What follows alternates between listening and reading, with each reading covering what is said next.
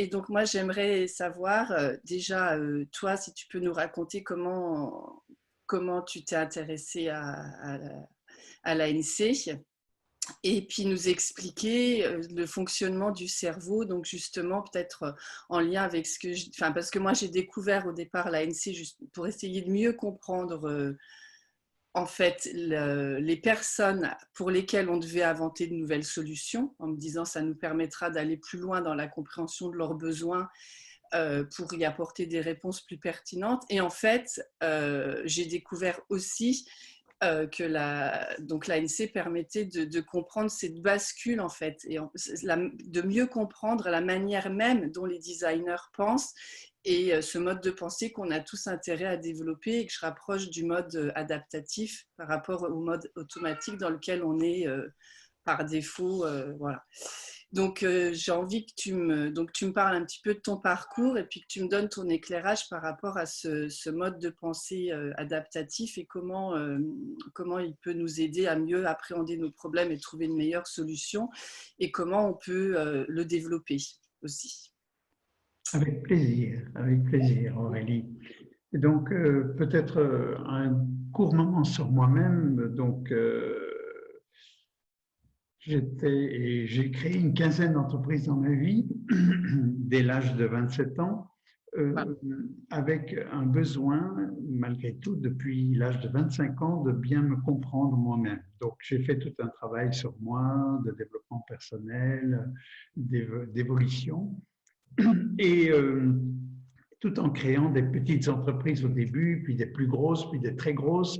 Euh, je me suis rendu compte que le capital humain était le vrai capital d'une entreprise, puisque c'est lui qui peut s'adapter, qui peut inventer, créer, innover, développer, trouver du plaisir à s'épanouir, en fait.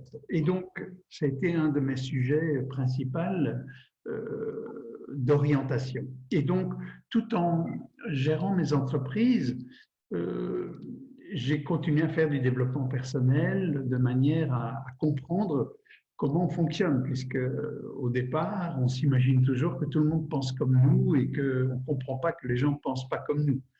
Et, et ce faisant, c'est en 1990, donc il y a maintenant 30 ans, que j'ai rencontré Jacques Fradin, qui est un médecin français qui se passionnait pour les travaux d'Henri Laborie sur les comportements humains. Et il donnait une conférence à Bruxelles et donc ça m'a interpellé en me disant, tiens, est-ce qu'il n'y a pas des nouveaux outils pour comprendre l'humain et gérer mes entreprises avec plus d'humanité, plus de conscience, plus de connaissances. Ce faisant, donc, je suis allé suivre des petites formations qu'il donnait à Paris. C'était le début de l'Institut de médecine environnementale qu'il venait de créer en 87, 3 ans avant. Et donc, fort de ses recherches à lui, de sa passion pour comprendre l'humain, il m'a donné le virus. On peut en parler aujourd'hui. Un virus Un bon positif, virus, ça. un gros virus Ça va agir positif. si rapidement et largement que le coronavirus. Oui. Et donc, lui-même, découvrant, faisant la découverte de sa matière, en s'intéressant à plein d'autres sciences, les neurosciences, la biologie, la neurobiologie, les sciences humaines, la psychologie, etc., etc. Donc, c'est vraiment de la multidisciplinarité. Et ce faisant, ça m'intéressait de plus en plus. Donc, j'ai beaucoup aidé financièrement à constituer ce centre de recherche pour qu'il puisse vraiment développer au fil des années des connaissances sur soi. Alors, on va parler du cerveau forcément, puisque le cerveau est quand même l'organe principal, puisque c'est lui qui nous permet de penser, de réfléchir, de comment dirais-je, de nous orienter, de prendre des décisions.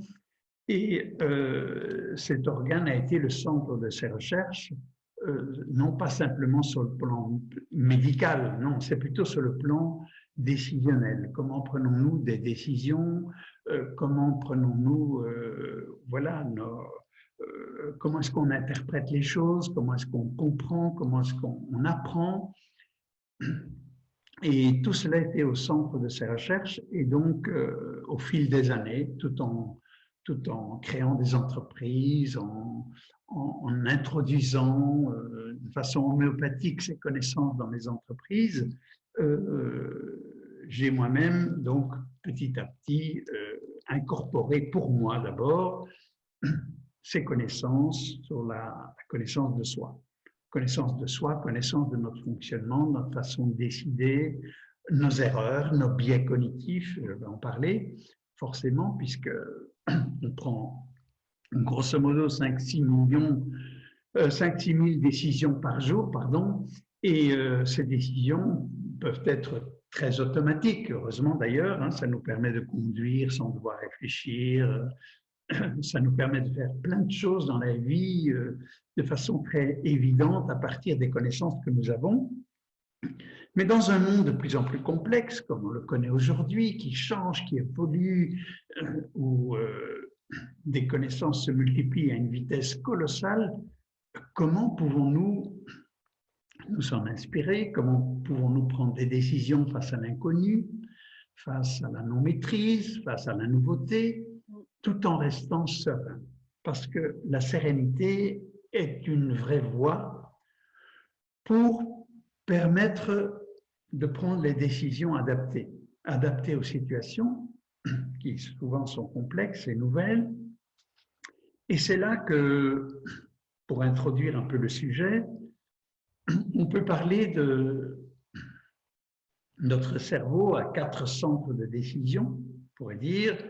Le plus ancien, le plus archaïque, l'hypothalamus, c'est la notion de vie et de survie, ce qu'on appelle le reptilien de façon un peu commune. Il a juste la fonction de vouloir vivre et survivre, donc c'est lui qui vous rappelle qu'il faut boire, manger, dormir, mais c'est lui aussi qui va percevoir les dangers physiologiques, et aussi, et c'est ça qui va être intéressant, il va aussi percevoir les dangers de notre façon de penser qui est erronée et qui en fait va engendrer du stress. À part ça, on a 2 autres centres de décision très automatiques, le mode limbique, le paléolimbique, on va en parler tout à l'heure, et ça fait partie une grande partie du cerveau, ça fait partie pour nous adultes, à peu près 75% de la masse du cerveau qui capte nos connaissances, nos savoirs, qui va retenir, qui est l'apprentissage, qui va retenir nos savoir-faire, nos compétences, nos comportements, mais aussi nos émotions, comment dirais-je, nos biais cognitifs, nos croyances, nos certitudes, qui vont parfois s'opposer avec ce qu'on appelle le cortex préfrontal, le néocortex préfrontal, qui chez nous adultes représente 25% de la masse du cerveau, et qui est l'organe qui nous permet précisément aussi bien de créer, d'inventer, d'apprendre et de nous adapter. C'est pour ça qu'on parle beaucoup, nous, de ce qu'on pourrait appeler l'intelligence adaptative. Alors que notre intelligence, nos connaissances, nos savoirs et nos compétences, qui sont très utiles chaque jour, font partie du mode limbique. Et dans un monde qui est en train d'évoluer à toute vitesse, il est certain que dès la petite enfance, dans l'éducation, dans nos entreprises, dans nos vies familiales, nous devons développer cette capacité d'adaptabilité de manière à pouvoir correspondre et surtout nous adapter à des situations nouvelles, sans quoi la peur va nous prendre, le neuf, ce qu'on ne connaît pas, nous fait parfois douter, nous fait peur, nous angoisse. Et ce cortex préfrontal a cette capacité d'adaptabilité, de compréhension, de jugement critique. Et il y a souvent,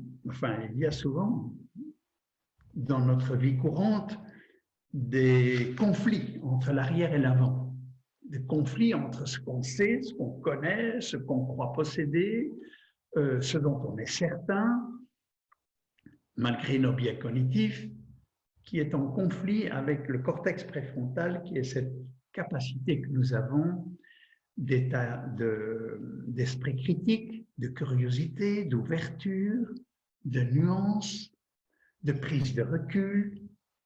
Tout ça sont des éléments vitaux pour nous adapter dans un monde qui change. Et que nous avions très fortement développé lorsque nous étions enfants. Moi, mon hypothèse, c'est qu'on avait tous ce fonctionnement-là très développé parce que ça faisait partie intégrante de notre développement quand on était enfant. Et qu'ensuite, en devenant adulte, en devenant déjà toujours enfant, mais avec l'école, on a appris à penser davantage dans un cadre qui a malheureusement pas mal mis à mal ce fonctionnement qui était qui était complètement naturel enfant et qu'on a malheureusement dont on a un peu stoppé le développement par notre système éducatif.